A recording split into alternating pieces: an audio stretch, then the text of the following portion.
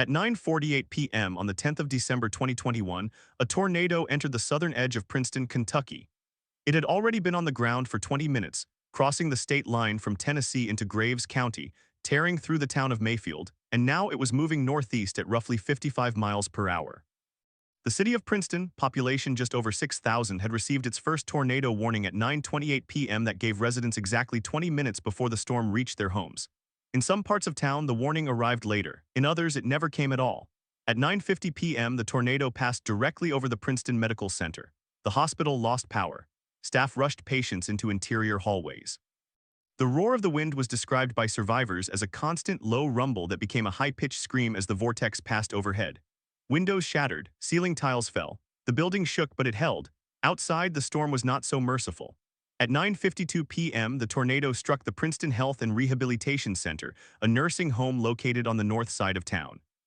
The building was not designed to withstand an EF4 tornado.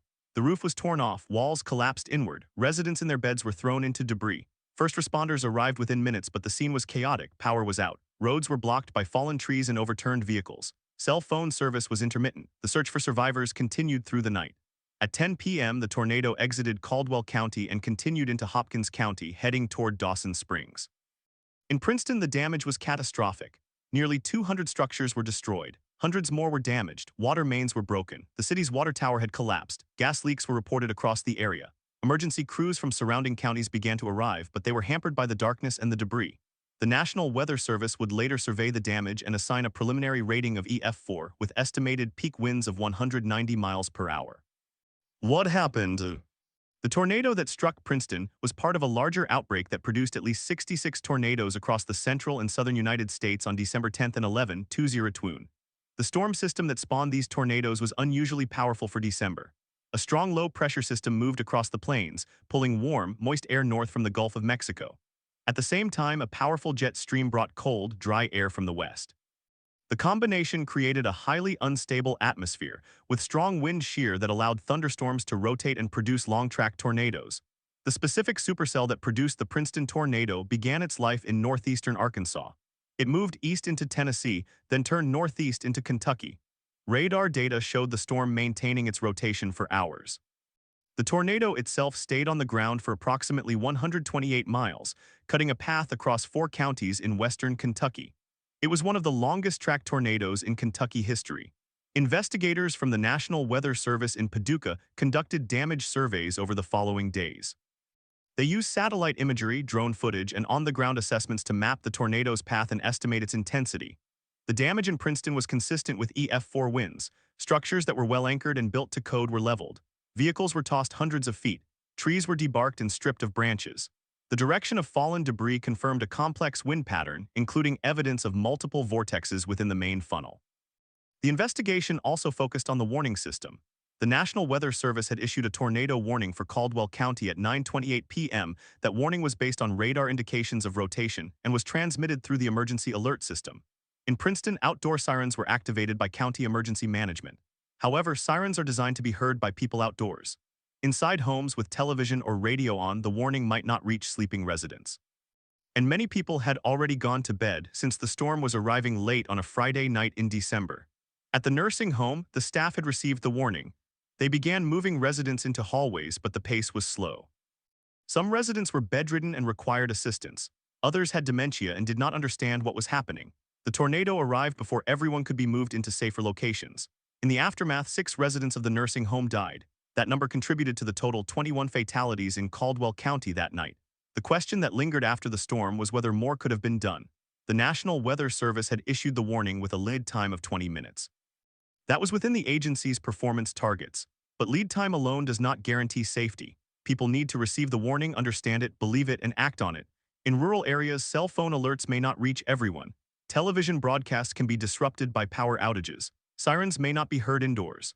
The Princeton tornado highlighted a gap between the science of forecasting and the reality of human response. Beyond the immediate response, the tornado raised broader questions about infrastructure and housing. Many of the homes destroyed in Princeton were older structures, built before modern building codes for wind resistance. Mobile homes and manufactured housing were particularly vulnerable. The tornado destroyed entire blocks of these homes, leaving families with nothing. In the weeks after the storm, volunteers and relief organizations set up temporary shelters, but the recovery was slow. The city's water system took weeks to restore. The nursing home was permanently closed. The Princeton tornado also became a case study in community resilience. Local churches and schools opened their doors as shelters. Neighbors helped neighbors dig through rubble. Donations poured in from across the state and the country, but the emotional toll was heavy. Survivors described the sound of the tornado as something they would never forget.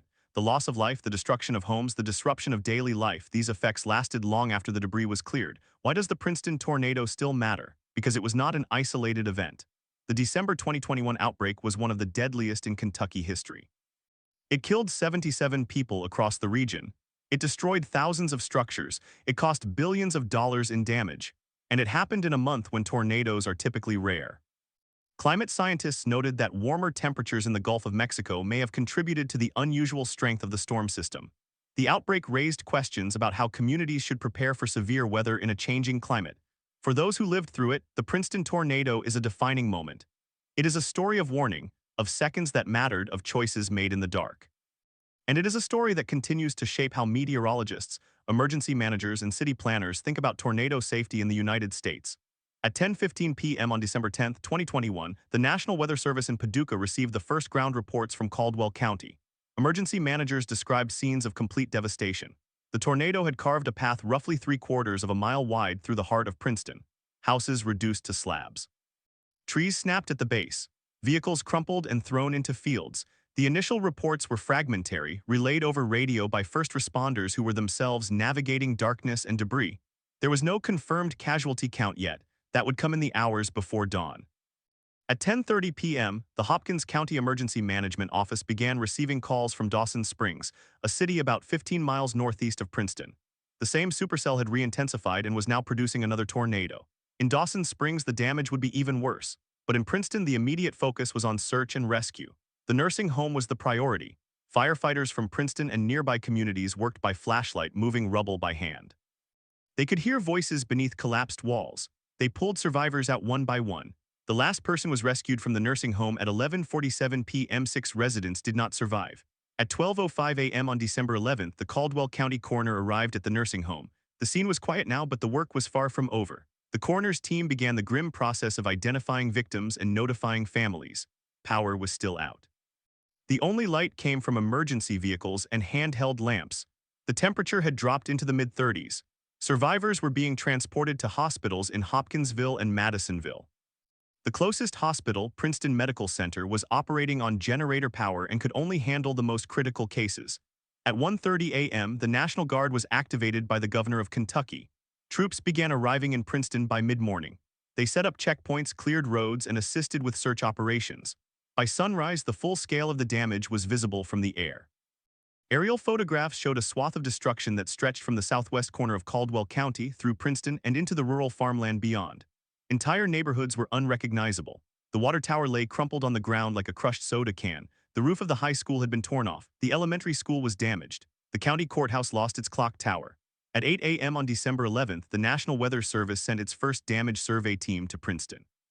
The team consisted of meteorologists trained in storm damage assessment. They walked the path block by block, documenting the condition of structures, the pattern of debris, and the orientation of fallen objects. They used GPS devices to record coordinates and digital cameras to photograph each site. The data would later be analyzed to determine the tornado's intensity and path width. The preliminary assessment placed the tornado at EF4, with winds between 170 and 190 miles per hour. But some structures showed damage consistent with EF5, winds exceeding 200 miles per hour. The rating would be debated in the weeks to come. At 10:30 a.m., the governor of Kentucky held a press conference from the State Emergency Operations Center. He described the destruction as catastrophic. He confirmed that at least 50 people had been killed across the state, with many more missing. In Princeton alone, the death toll stood at 21, with dozens injured. The governor announced that federal assistance had been requested. President Biden later declared a major disaster for Kentucky, making federal funds available for emergency work and rebuilding. Over the next several days, the recovery effort in Princeton took shape. The American Red Cross set up a shelter at the Caldwell County High School. Volunteer organizations, including the Southern Baptist Disaster Relief and the Mennonite Disaster Service, arrived to help with debris removal and temporary repairs. Donated food, water, and clothing were distributed from collection points across town. The local Walmart, which had been damaged, reopened its parking lot as a distribution center. By December 14th, most of the main roads had been cleared. Power was restored to parts of the city by December 16th, but some neighborhoods remained without electricity for weeks. The human toll of the Princeton tornado was not captured in statistics alone. Survivors told stories of moments that defied logic. A man named Thomas, who lived in a mobile home park on the south side of town, heard the tornado approaching. He grabbed his wife and 3 children and rushed to the bathtub, covering them with a mattress. The tornado lifted the mobile home off its foundation and threw it 50 feet. Thomas and his family survived with only bruises. Their home was gone. Another survivor, a woman named Patricia, was driving home from work when she saw the tornado cross the highway in front of her. She pulled over, ran into a ditch, and covered her head. The tornado passed within 20 yards. She emerged to find her car missing, pushed into a field by the wind. She walked home to find her house standing, but her neighbor's house flattened. Her neighbor did not survive. The nursing home became a focus of investigation. The facility, Princeton Health and Rehabilitation Center, had been cited by state regulators for deficiencies in emergency planning in 2019 and again in 2010. Documentation obtained after the storm showed that the facility had a tornado drill plan on paper, but staff training was inconsistent. On the night of the storm, the administrator on duty made the decision to move residents into interior hallways and bathrooms. But the tornado struck before all residents could be relocated. The state later fined the facility and revoked its license. It never reopened. The question of warning propagation was examined in detail by the National Weather Service. The tornado warning issued at 9:28 p.m. was based on radar signatures indicating strong rotation. The warning included language about a confirmed tornado and recommended seeking shelter immediately. The warning was broadcast via NOAA weather radio, local television stations, and mobile phone alerts through the wireless emergency alert system. In practice, however, the effectiveness of these channels varied. Whether radio receivers are not universal in homes.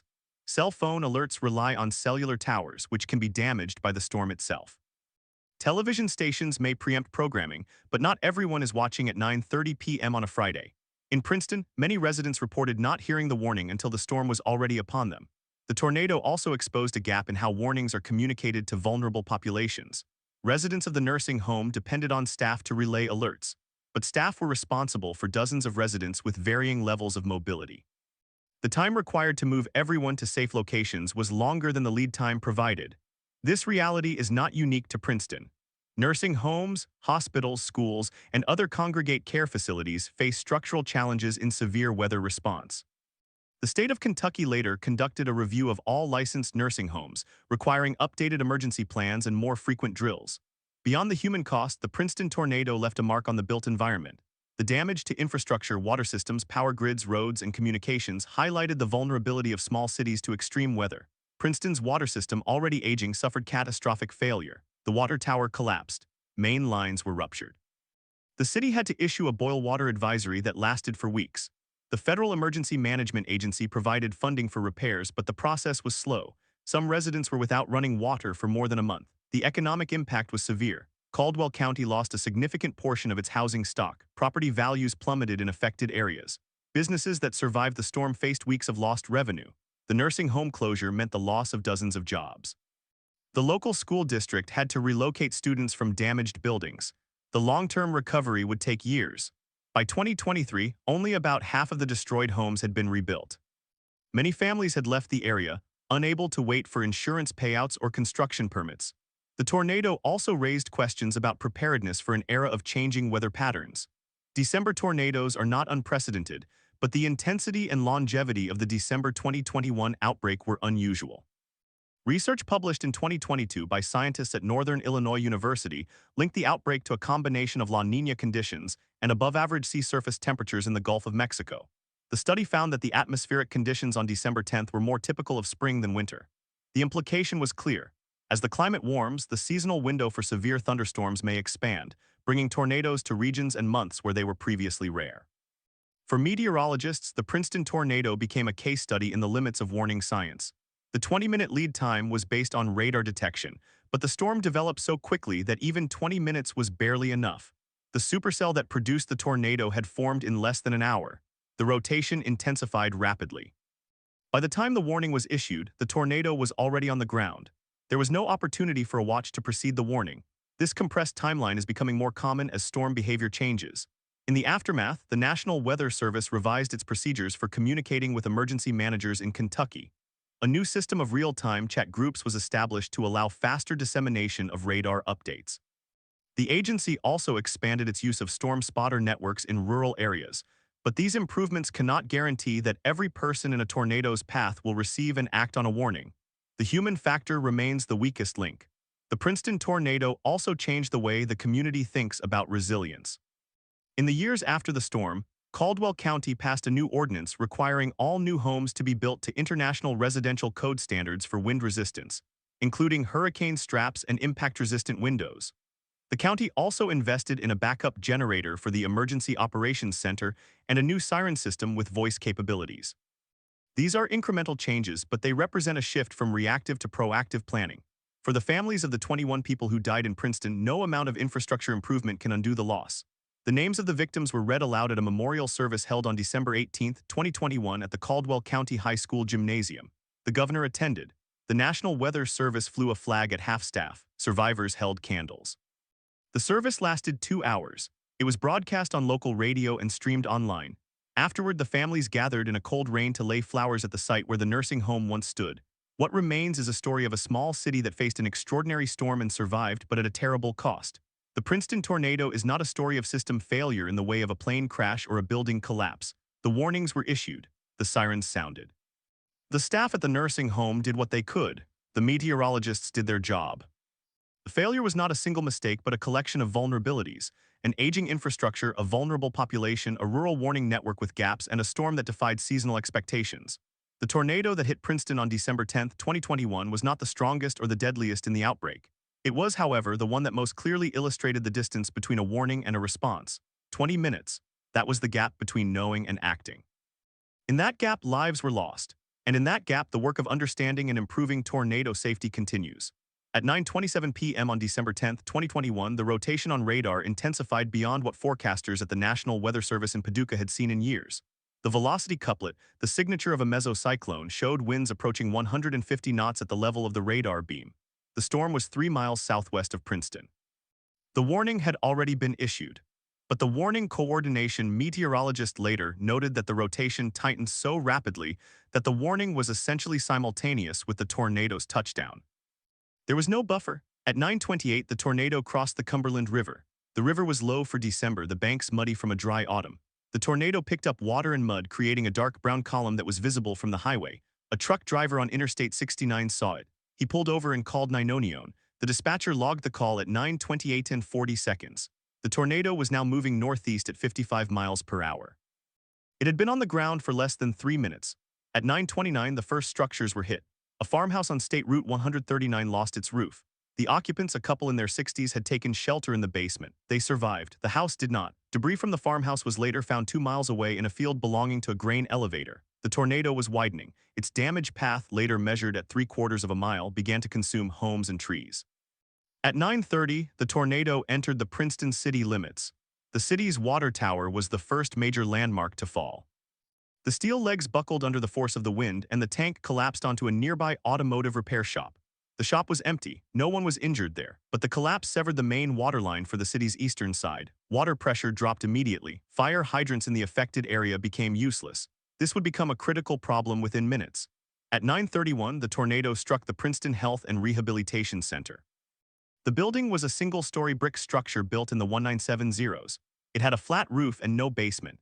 The interior hallways were lined with resident rooms. The staff had begun moving residents to the interior corridors at 9:20 when the warning was first received, but the process was slow. Many residents required wheelchairs or walkers. Some were bedridden and needed to be transferred to stretchers. The tornado arrived before the last residents could be moved. The roof was peeled off entirely. The exterior walls collapsed inward. The interior hallways where most residents had been gathered were buried under debris. At 9:32, the Caldwell County Sheriff's Office received the first report from the nursing home. The deputy who arrived on scene described the building as a pile of bricks and insulation. He could hear voices from under the rubble. He started digging with his hands. Other deputies arrived. They used flashlights to find survivors.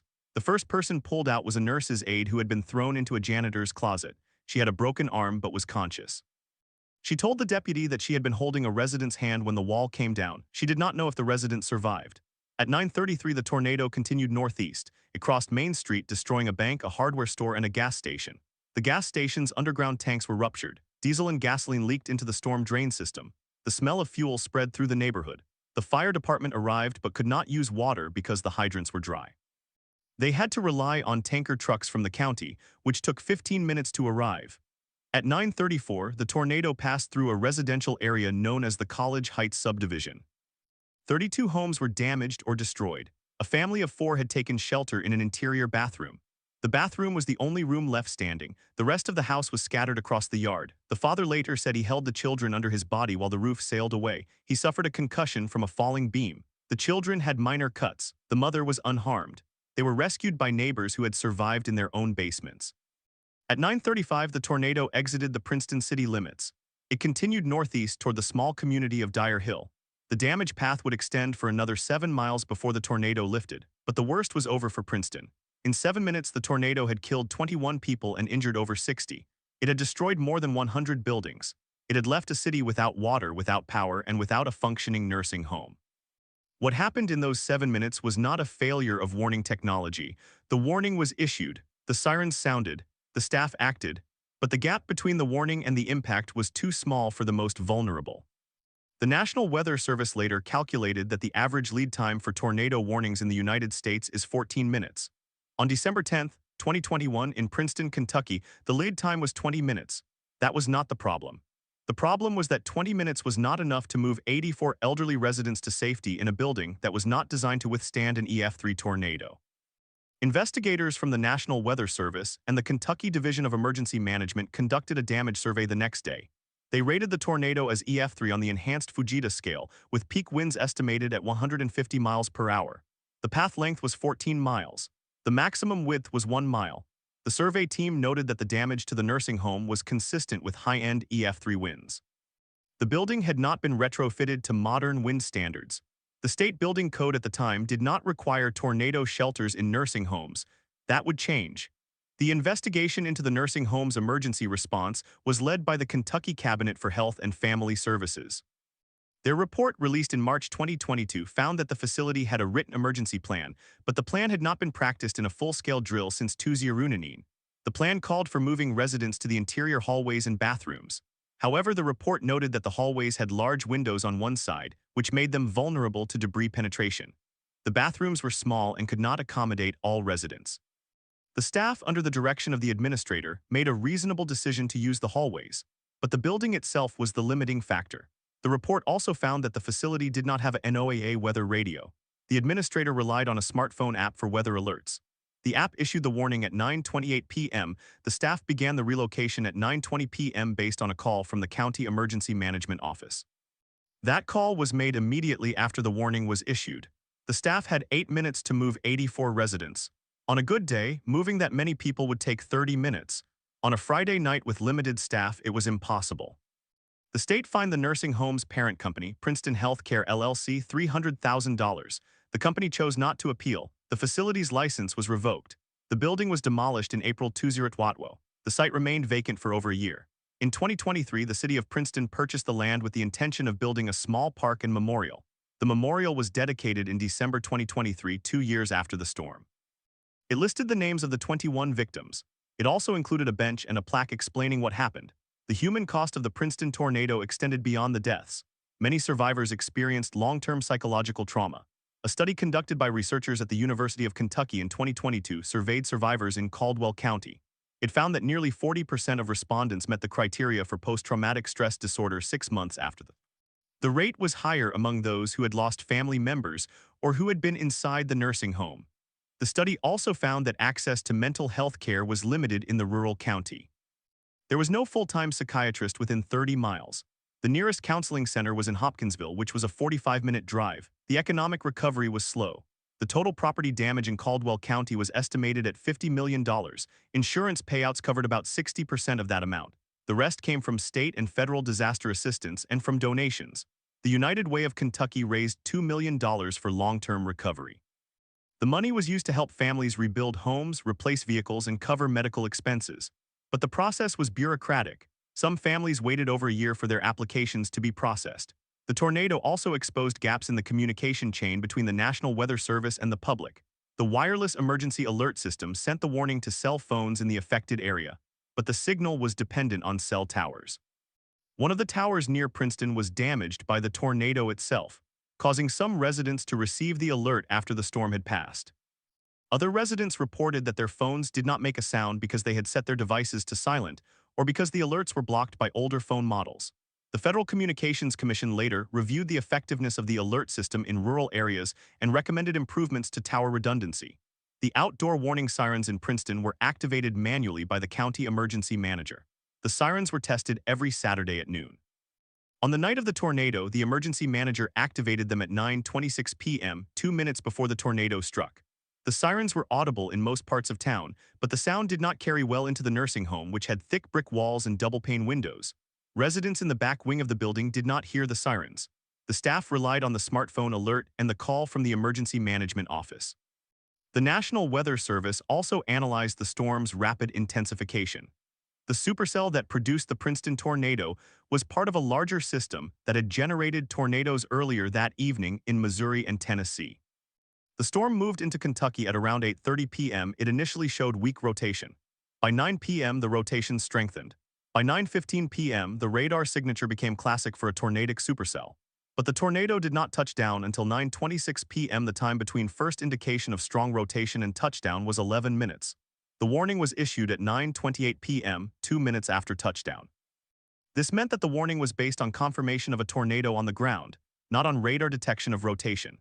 The National Weather Service later revised its operational procedures to issue warnings based on radar rotation alone, without waiting for ground confirmation, in cases where the storm is moving rapidly. The Princeton tornado was one of 66 tornadoes that struck the United States on December 10 and 11, 2020. The outbreak produced the deadliest December tornado event in American history, with 93 fatalities across 6 states. The Princeton tornado was the second deadliest single tornado in that outbreak, after the one that hit Mayfield and Dawson Springs, Kentucky. The Mayfield tornado killed 57 people. The two storms were caused by the same supercell thunderstorm that tracked for over 200 miles across 4 states. The Princeton tornado was a satellite of that larger storm, breaking off and becoming its own circulation. For the families of the victims, the distinction between EF3 and EF4 mattered little. The loss was absolute. The memorial service at Caldwell County High School was attended by more than 1,000 people. The program included a reading of the names with a bell toll after each name. The youngest victim was 72. The oldest was 98. Most had lived at the nursing home for years. Some had family in town, others had no living relatives. The funeral homes in Princeton and nearby cities worked around the clock for a week to handle the remains. In the years since the tornado, Princeton has rebuilt much of its physical infrastructure. The water system was restored with federal funding. New homes were built to stricter codes. The city installed a backup generator for the water treatment plant. The fire department acquired a new tanker truck. The Emergency Operations Center was upgraded with a satellite phone system, but the social fabric of the town has changed. The nursing home closure meant that elderly residents had to move to facilities in other counties, often far from their families. The hospital in Princeton saw a decline in admissions because many elderly patients could no longer be referred to the local nursing home. The hospital's financial position weakened. The question that remains is whether the Princeton tornado was an anomaly or a harbinger. December tornadoes are rare but not unheard of. The outbreak of 2021 was driven by a powerful jet stream and unusually warm Gulf of Mexico waters. Climate models suggest that the conditions that produced the outbreak will become more common as the planet warms. The southeastern United States, in particular, is at increased risk for late-season tornadoes. This has implications for emergency planning. Communities that traditionally do not expect tornadoes in December will need to adjust their preparedness schedules. The Princeton tornado also highlighted the difficulty of protecting vulnerable populations in extreme weather. Nursing homes, assisted living facilities, and hospitals are required to have emergency plans, but those plans are only as good as the building they are implemented in. Retrofitting older buildings to withstand EF3 winds is expensive. Many facilities cannot afford it. The 2022 Kentucky State Legislature passed a law requiring all new nursing homes to include a tornado shelter built to FEMA standards, but the law did not apply to existing facilities. The Princeton Health and Rehabilitation Center was not covered. It was too late. For the meteorologists who watched the radar that night, the Princeton tornado remains a lesson in the limits of prediction. They did everything by the book. They issued the warning. They called the emergency manager. They updated the public on social media. But they could not make the tornado less powerful. They could not make the building stronger. They could not give the staff more time. The science of tornado warning has improved dramatically in the past 2 decades, but it cannot overcome the physics of a collapsing building. The recovery in Princeton continues. By the end of 2024, nearly all destroyed homes in the College Heights subdivision had been rebuilt. The city had secured a grant to renovate the downtown area, including new streetlights and sidewalks. The water tower was replaced with a new one built to higher wind standards. The park on the site of the nursing home had become a quiet place for reflection. Some residents said they still felt anxious when the sky turned green. Others said they had moved on, but they kept a weather radio in the kitchen. The sirens were tested every Saturday at noon, and on December 10th each year, the church bells rang 21 times. The church bells rang 21 times on December 10th each year, a solemn marking of the lives lost. But for the families, the investigators, and the meteorologists, the ringing carried a deeper resonance, a reminder that the systems designed to protect them had not worked. The question of why the Princeton tornado killed so many people at a single facility remained unresolved in the public conscience. The official reports offered answers, but they also opened new questions about building codes, warning dissemination, and the gap between what science can predict and what communities can withstand. The National Weather Service survey team spent 3 days in Caldwell County. They measured debris patterns, photographed structural failures, and interviewed witnesses. Their final report classified the tornado as an EF3 with estimated peak winds of 150 miles per hour. The damage to the nursing home was consistent with winds in the upper range of that classification. The roof was lifted off by negative pressure, then the walls collapsed outward. The building had been constructed in 1965. Its concrete block walls were not reinforced with steel. The roof trusses were attached to the top plate with standard nails, not hurricane clips. When the wind hit, the nails pulled out. The roof separated. The walls had no lateral support. They fell. State building inspectors later examined the original plans. The nursing home had been built to the code of its time, which required no tornado resistance. Over the decades, the code had been updated, but existing buildings were generally not required to comply retroactively. The facility had passed annual fire safety inspections. It had an emergency plan. The plan designated the interior hallways and bathrooms as shelter areas, but those areas were not designed to withstand a direct hit from an EF3 tornado. The building had no safe room, no underground shelter, no reinforced core. The state licensing agency reviewed the plan after the tornado and determined that it met the minimal requirements of the time. The building was not deficient under the rules that applied to it. The tragedy was not a failure of compliance. It was a failure of the rules themselves. The timeline of that night became the central focus of the after-action review. At 8:30 p.m., the National Weather Service in Paducah issued a tornado watch for western Kentucky. The watch meant conditions were favorable for tornadoes. At 9 p.m., the storm that would become the Princeton supercell crossed the Mississippi River into Kentucky. The radar showed a hook echo developing by 9:12 p.m. The meteorologist on duty was tracking it. At 9:15 p.m., the rotation became strong enough to trigger a tornado warning polygon. The warning was issued at 9:16 p.m. for parts of Livingston County just west of Princeton. The storm was moving east at 50 miles per hour. The warning gave people in the path roughly 7 minutes to prepare, but the warning was for the wrong county. The polygon was drawn based on the radar signature at that moment. The storm was moving so fast that by the time the warning reached cell phones, the tornado was already forming over Caldwell County. The National Weather Service issued a second warning at 9:28 p.m. after the tornado had touched down. That warning was based on ground confirmation from a trained spotter who saw the funnel touch down near the Princeton city limits. The spotter transmitted the report at 9:26 p.m. The warning followed 2 minutes later.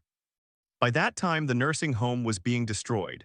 The Office of Emergency Management in Caldwell County received the first warning at 9:16 p.m. The emergency manager, a volunteer position, was at home.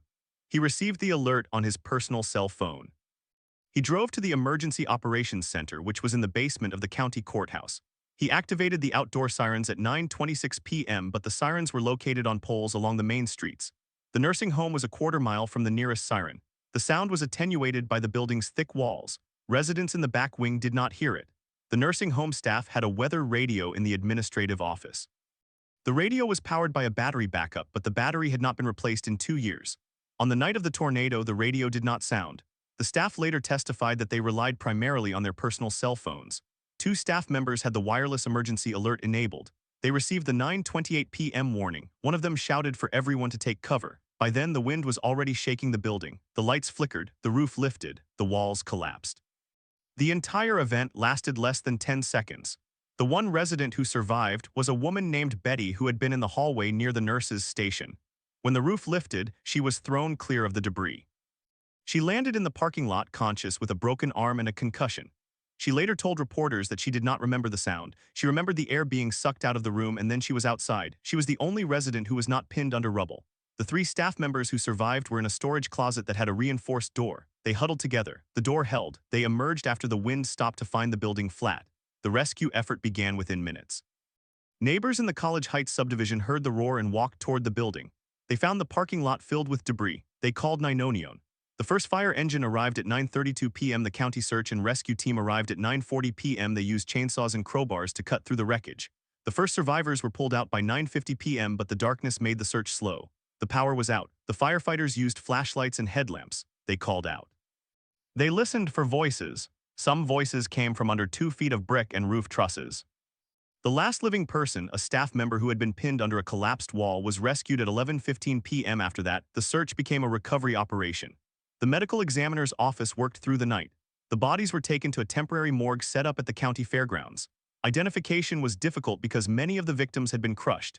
Dental records and family photographs were used. The process took 3 days. The youngest victim, 72, was identified by her daughter, who recognized a ring. The oldest, 98, was identified by a pacemaker serial number. The cause of death for all 21 was blunt force trauma to the head and chest.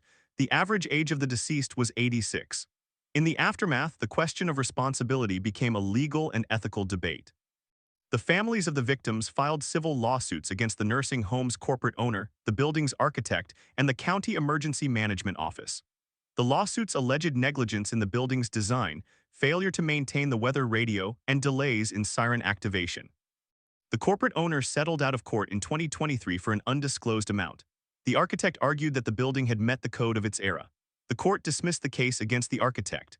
The county emergency manager was not held legally liable, but the state legislature passed a law requiring all counties to have a full-time emergency manager on duty during severe weather events. The National Transportation Safety Board does not investigate tornadoes, but the National Institute of Standards and Technology conducted a technical study of the nursing home collapse. Their report, released in 2023, found that the building's roof-to-wall connections were inadequate for wind speeds over 90 miles per hour. The report recommended that all nursing homes built before 1990 be retrofitted with reinforced roof anchors and interior safe rooms. The report also recommended that the Federal Emergency Management Agency update its guidelines for tornado shelters in long-term care facilities. But the recommendations were not binding. Implementation depended on state and local action. Kentucky's 2022 law requiring new nursing homes to include tornado shelters was a step forward, but it did not address the hundreds of existing facilities across the state. A 2024 study by the Kentucky Department for Public Health found that only 12% of nursing homes in the state had a tornado shelter that met FEMA standards. The cost of retrofitting a typical facility was estimated at $350,000. Many operators said they could not afford it without state subsidies. The legislature did not allocate funding. The issue remained unresolved. The Princeton tornado also prompted changes at the National Weather Service. The office in Paducah revised its warning protocol for fast-moving storms. Instead of waiting for radar confirmation of a debris signature, meteorologists were instructed to issue warnings based on rotation alone when the storm speed exceeded 45 miles per hour. The change reduced the average lead time for tornado warnings in the region from 12 minutes to 8 minutes, but it also increased the false alarm rate. The trade-off was considered acceptable. The goal was to give people more time, even if some warnings turned out to be unnecessary. The broader context of the December 2021 outbreak forced a national conversation about tornado risk in the winter. Historically, the peak tornado season in the United States is spring and early summer. December tornadoes are rare because the jet stream is usually weaker and the Gulf of Mexico is cooler. But in 2021, the Gulf was unusually warm, with sea surface temperatures 2 degrees above average. The jet stream was strong and positioned across the Mississippi Valley. The combination produced a violent outbreak. Climate scientists have since published studies showing that the frequency of December tornadoes in the southeast has increased by 30% over the past 50 years. The trend is projected to continue as global temperatures rise. For the town of Princeton, the long-term effects have been economic and demographic. The loss of the nursing home meant that elderly residents moved away, the hospital lost patients, the tax base shrank. The city's population, which was just over 6,000 in 2020, declined by about 200 by 2024. The downtown business district struggled. A few new businesses opened, but the overall economic recovery was slow. The federal grants helped rebuild homes, but they did not restore the sense of security that had been lost. The psychological impact on the residents was documented by a research team from the University of Kentucky. They surveyed survivors 2 years after the tornado. 54% reported symptoms of post-traumatic stress disorder. Many said they could not sleep during thunderstorms. Some reported hypervigilance, scanning the sky for signs of rotation. A few had moved away. One family left the state.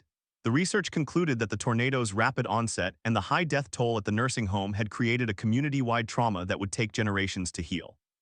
In 2023, a memorial was dedicated at the site of the nursing home.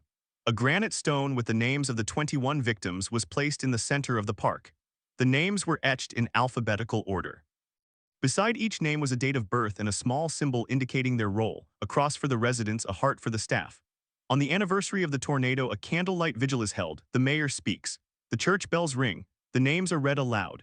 The sound of the bells carries across the town, past the rebuilt homes, past the new water tower, past the fire station where the siren controls are now tested every Saturday at noon. The story of the Princeton tornado is not only about what happened on December 10, 2021. It is about what the community did after. It is about the engineers who redesigned buildings, the meteorologists who revised their protocols, the legislators who wrote new laws, and the families who fought for accountability. It is about the survivors who moved forward, but it is also about the limits of those efforts. The warning system still has gaps. The building code still exempts older structures. The funding for retrofits still has not arrived. The question of whether another nursing home will be caught in a similar disaster remains unanswered. The storm itself was a product of nature, but the deaths were shaped by human decisions. The decision to build a nursing home without a safe room, the decision to rely on a weather radio with a dead battery, the decision to issue a warning 2 minutes after touchdown, the decision to exempt existing buildings from new safety standards. Each decision seemed reasonable at the time. Together, they created a chain of vulnerabilities that the tornado exploited. The bells toll each year, but the silence between the rings is what lingers. 21 beats, then quiet. The quiet is the sound of a town that knows it was not prepared, that knows it could happen again, that knows the work is not finished. The Princeton tornado is not a closed chapter. It is a warning about the future, written in the rubble of a building that was never meant to be a tomb. At 8:20 p.m. on December 10, 2021, the dispatcher at the Caldwell County Emergency Operations Center watched the radar screen in silence. A tornado warning had been issued for the county 3 minutes earlier, but the storm was still 9 miles west of Princeton. The dispatcher had a decision to make: activate the outdoor sirens now, based on the warning, or wait for a confirmed sighting. The county's protocol, written in 1998, stated that sirens should be activated only when a trained spotter reported a funnel cloud or when the National Weather Service issued a tornado emergency. A routine warning did not automatically trigger the sirens. The dispatcher waited. At 8:22 p.m., a spotter reported a large tornado on the ground near the intersection of State Highways 91 and 293, about 4 miles west of the nursing home. The dispatcher pressed the button. The sirens began to sound, but by that time the tornado had already crossed into the city limits. The warning reached the nursing home through the weather radio and the emergency notification system, but the residents were already in their rooms. The staff had no time to move anyone to the interior hallway. The tornado struck at 8:23 p.m. The siren delay became a central issue in the lawsuits that followed. The county argued that the protocol was consistent with industry standards and that the dispatcher had followed procedure. The plaintiffs argued that the protocol itself was flawed because it prioritized confirmation over speed. A 2022 audit of the county's emergency management system found that the siren activation policy had not been updated since 1998, despite multiple recommendations from the state emergency management agency. The audit also found that the county had no backup siren control system.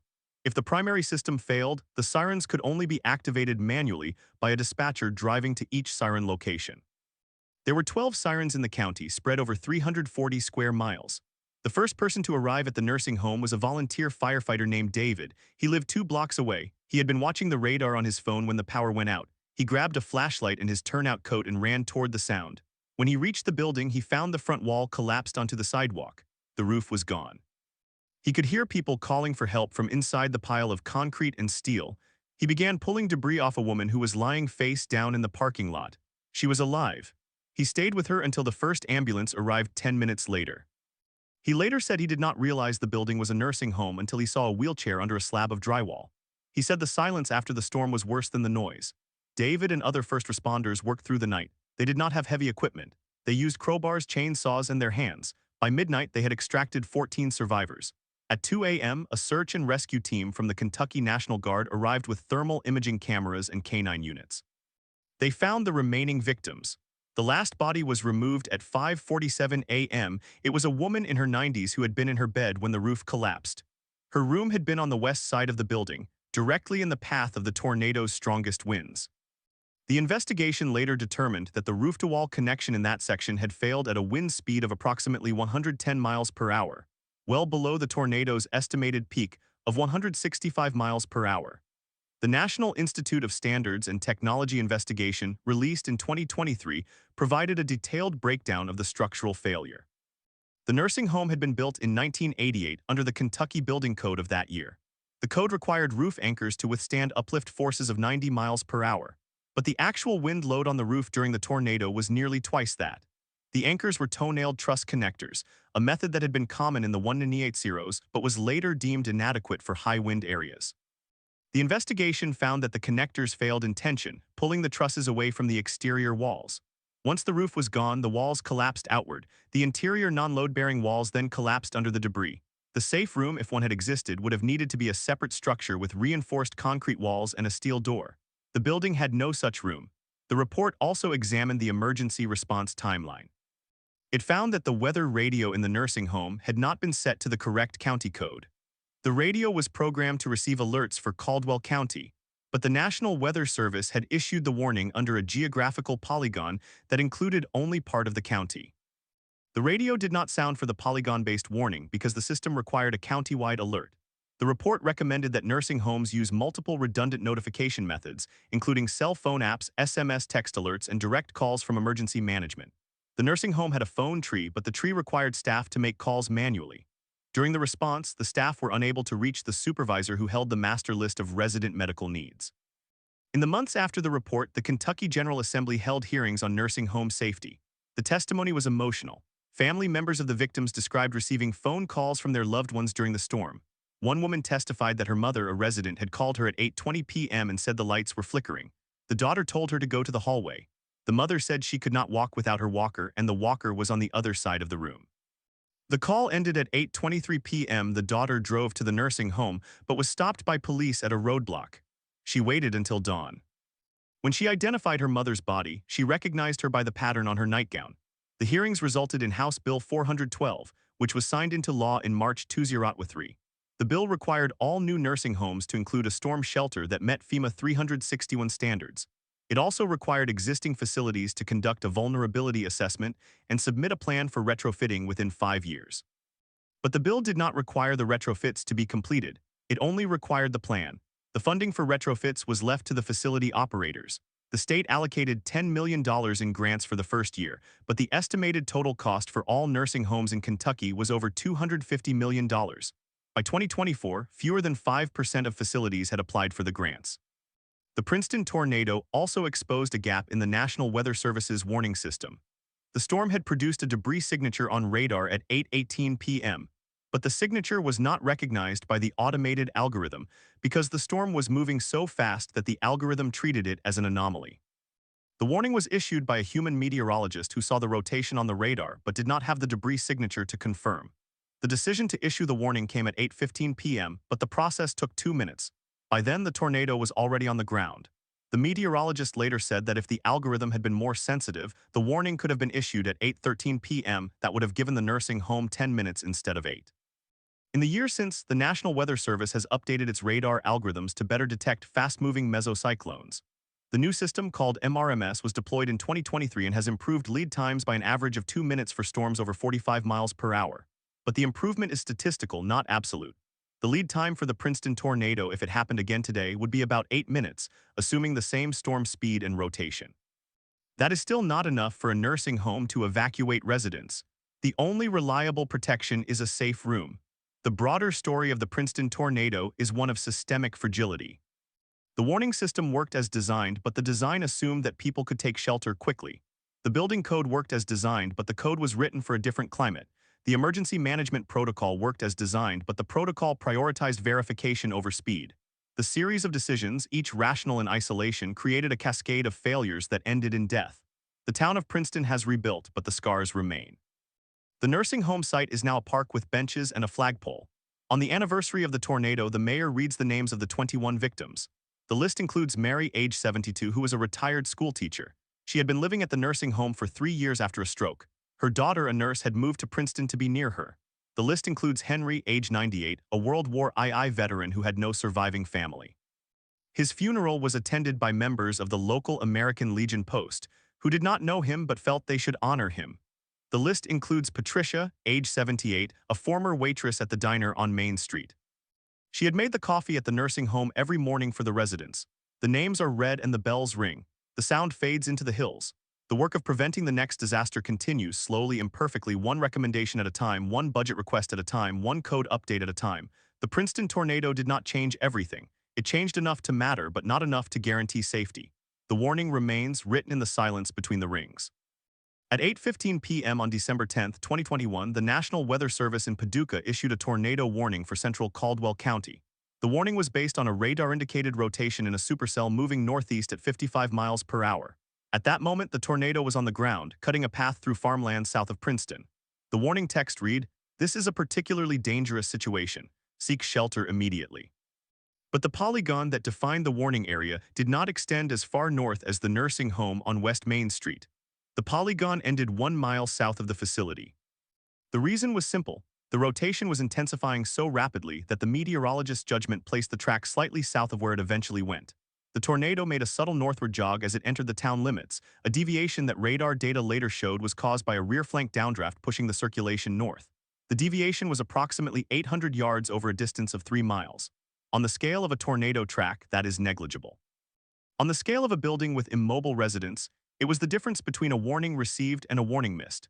The nursing home's weather radio, as the investigation found, was set to receive alerts for Caldwell County. But the National Weather Service's polygon-based warning system does not trigger a county-wide alert unless the polygon covers at least 50% of the county's land area. In this case, the polygon covered only 38%. The radio did not sound. The staff had no other automated alert system. The facility's emergency plan required the shift supervisor to monitor a weather radio and a television weather channel. But the supervisor, who had been at work since 7 that morning, was in the West Wing helping with dinner when the tornado warning was issued. She did not hear the radio because it did not sound. She did not see the television because it was in the common room which she had left 10 minutes earlier. The television had been on the Weather Channel's local forecast, which was airing commercials at the time of the warning. What happened after the warning was issued but not received is a chain of decisions that investigators later reconstructed with the precision of a forensic timeline. At 8:16 p.m., a resident's daughter called the front desk. She had received a tornado warning on her cell phone. She told the staff member who answered that a tornado was coming. The staff member said they had not received any warning. The daughter urged them to take shelter. The staff member relayed the message to the supervisor, who was now in the office looking at the radar on her phone. The supervisor saw the storm's hook echo on a radar app. She decided to move residents to the interior hallway. At 8:18 p.m., she announced the shelter-in-place over the intercom. The residents who could walk were led to the hallway. Those who could not walk were left in their beds. The staff began moving beds toward the hallway. They had moved 8 beds when the power went out. That was at 8:21 p.m. The building had emergency lighting, but the lights took 10 seconds to come on. In that darkness, the staff lost their bearings. The residents who had been led to the hallway began to cry out. The supervisor used the flashlight on her phone to guide the staff. She told them to focus on the residents in the hallway. She did not go back to the West Wing, where the remaining residents were in their beds. The investigation later determined that the West Wing was the most vulnerable part of the building. The roof connectors in that section had been installed with fewer nails than the rest of the building, a construction error that had gone unnoticed for 33 years. When the tornado struck at 8:23 p.m., the roof lifted off the West Wing in one piece. The walls collapsed outward. The beds were thrown against the north wall. The residents who had been left in their beds were either crushed or ejected. Staff in the hallway survived, protected by the load-bearing walls of the corridor. The residents who had been moved to the hallway survived. The residents who were not moved did not. The final death toll was 21. The number was not confirmed until the following afternoon when search teams reached the last room. The room was in the West Wing in the corner where the roof had lifted first. The resident was a woman named Evelyn, age 86. She had been a pianist for the Princeton Community Band. Her daughter had requested that she be moved to the hallway during the storm. That request was never communicated to the staff because the daughter did not know how to reach the supervisor's cell phone. The phone tree, as the investigation later showed, had not been updated in 3 years. The daughter's number was on a list in the supervisor's office, which was now destroyed. The Princeton tornado remains one of the dead.